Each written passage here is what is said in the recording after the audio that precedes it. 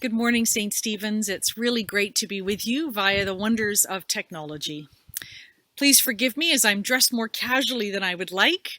We went out of town for Canada Day, and then when I came to film this sermon, I realized I'd forgotten my clerical shirt. My mother would not be impressed. But during these challenging and extraordinary days of COVID-19, it's really good to stay socially connected with one another and spiritually connected to God. This is a painful season for many. Loved ones may have died because of COVID. Jobs have been lost. Children have missed months of school, and relationships are under strain in lockdown. And mindful of all these challenges, I do want to particularly thank Father Theodore for his dedicated and faithful ministry, and to your wardens for their continued sacrificial leadership. I failed to mention to either Theodore or the wardens when they took on their roles that a global pandemic would be unfolding this year, and so I really am grateful to them. And thank you to all of you who've been praying for St. Stephen's, loving your neighbors during this pandemic, and still financially supporting God's work in the parish. Thank you. Winston Churchill. You have enemies? Good. That means you stood up for something sometime in your life. You can tell a lot about people from whom their enemies are, more frankly than their friends. Jesus made plenty of enemies in this earthly life, so much so that he was crucified. And you might have missed it, but this morning in our gospel reading, we heard one of the more eye-catching accusations against Jesus made by his enemies, that he was a glutton and a drunkard, a friend of sinners. Verse 18, Jesus is speaking. For John the Baptist came neither eating or drinking, and they, the Pharisees, say, he has a demon. The Son of Man, Jesus, came eating and drinking, and they say he's a glutton and a drunkard, a friend of sinners. Today, I want to explore with you that accusation and see how that truth can sober us up to the reality of our own situation and sober us up about the lives that we're being asked to lead in the midst of COVID-19. Now, I grew up attending church, but I didn't really begin to explore whether I thought the Christian faith was actually true until I went to university. And of course, I came with all my own negative preconceptions of what Christians are like: gullible, boring, judgmental, etc. And when you're in university, you're particularly concerned with having a good social life. And so it certainly caught my attention when a Christian I'd met mentioned that Jesus had so much fun at parties that his enemies accused him of being a glutton and a drunkard. Really? Is that actually in the Bible, I thought? Both in the Gospel of Matthew and Luke, Jesus was accused of being a glutton and a drunkard, a friend of tax collectors and sinners. Jesus has been teaching the crowds, which included Jewish religious leaders such as the Pharisees, and is contrasting himself to his cousin John the Baptist, who was known for his very Spartan lifestyle in both diet and drink. And opponents of both John and Jesus managed to find fault with both styles of living, damned if you do, damned if you don't. And certainly the Bible portrays Jesus as someone who feasted well and enjoyed a good party. Think of the wedding at Cana. And also at times abstained from eating and drinking, when he was in the wilderness, for example. So to state the obvious, the reason the Pharisees were able to pin the accusation of being a glutton and a drunkard and a friend of sinners on Jesus is because it was true. He ate and drank and hung out with sinners a lot. And when the word sinners was used like this, it was meant to refer to social outcasts, prostitutes, tax collectors, lepers, and the like. And if the accusation wasn't at least partly true, the accusation never would have been voiced or stuck. Nobody ever tried to discredit a Pharisee by calling them a friend of sinners. Why not?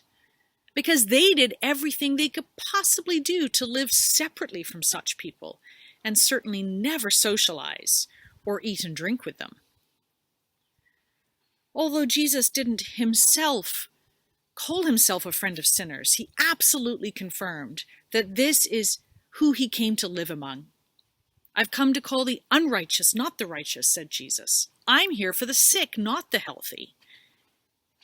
You see, the truth here that can sober us up, the great irony, is that we, the people who come to church, are just as much the sinners that Jesus came to rescue as the prostitutes and the lepers.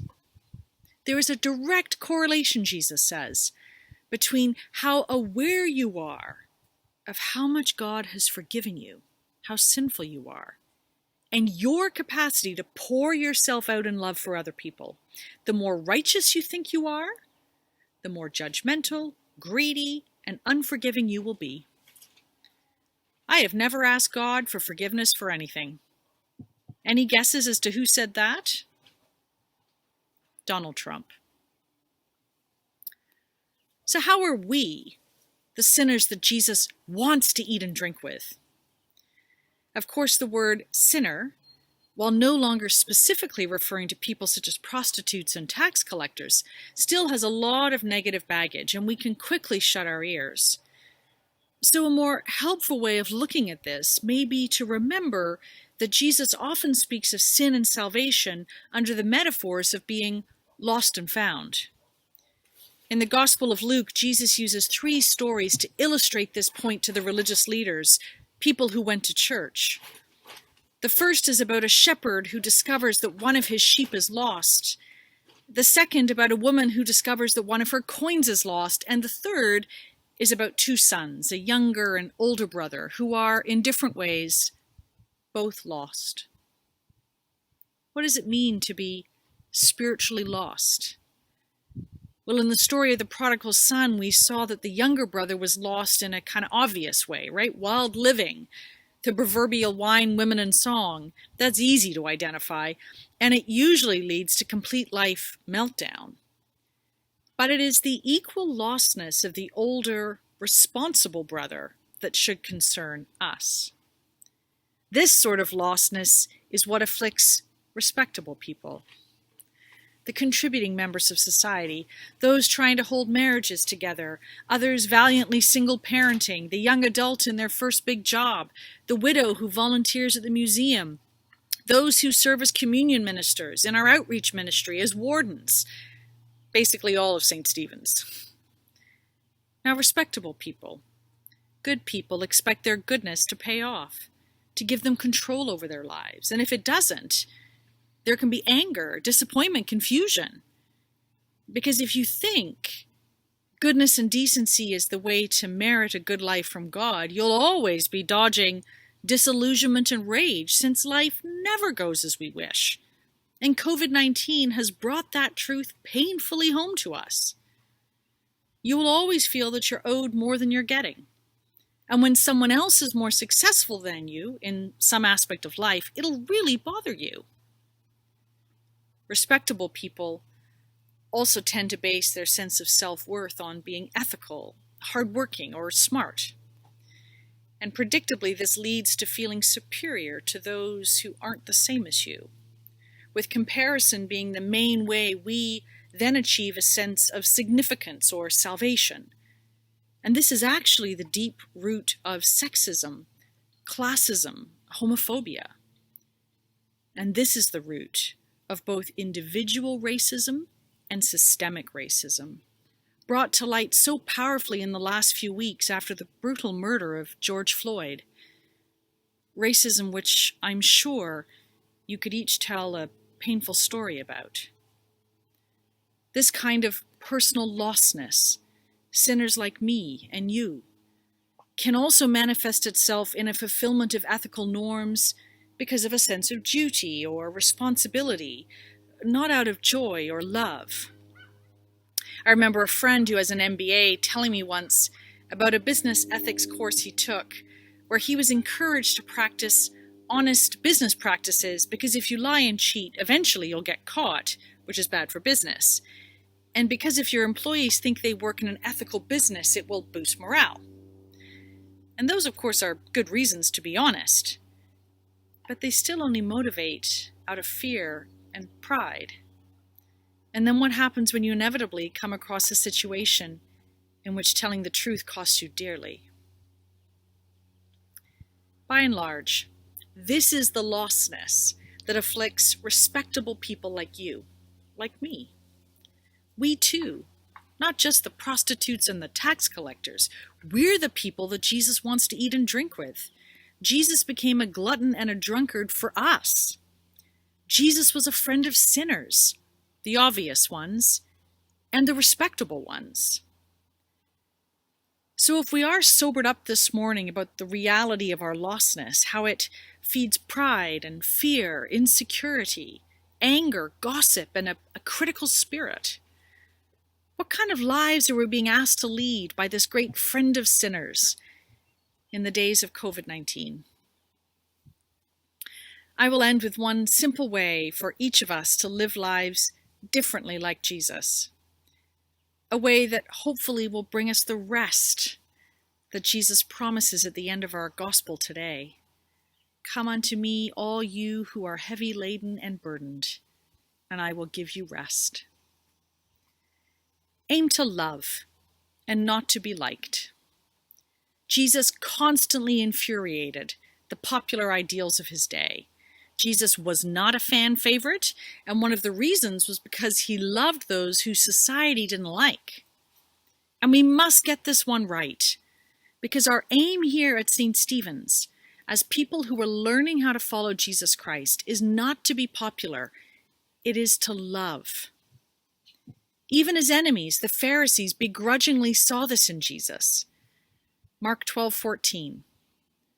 Teacher, we know that you're true and don't care about anyone's opinion, for you're not swayed by appearance. I don't know what precisely this would look like for you as individuals and as a congregation, but I know it's a good question for us to wrestle with this summer. Who do you not like? Or who do others not like that you are being called to love? Are there opportunities for you to love racists as a congregation? Call them to repentance and love them. Or work towards reconciliation in a broken relationship in your home life. How might Jesus be challenging you to do something you don't like, but that would be an expression of love for God and your neighbor? Maybe it's increasing your financial contribution to God's work here at St. Stephen's. Maybe it'll be offering to assist with all that needs to be done to get safely back into our church buildings in the fall. Maybe it's taking the sacrificial step of forgiving someone, either in this church community, at work, or at home.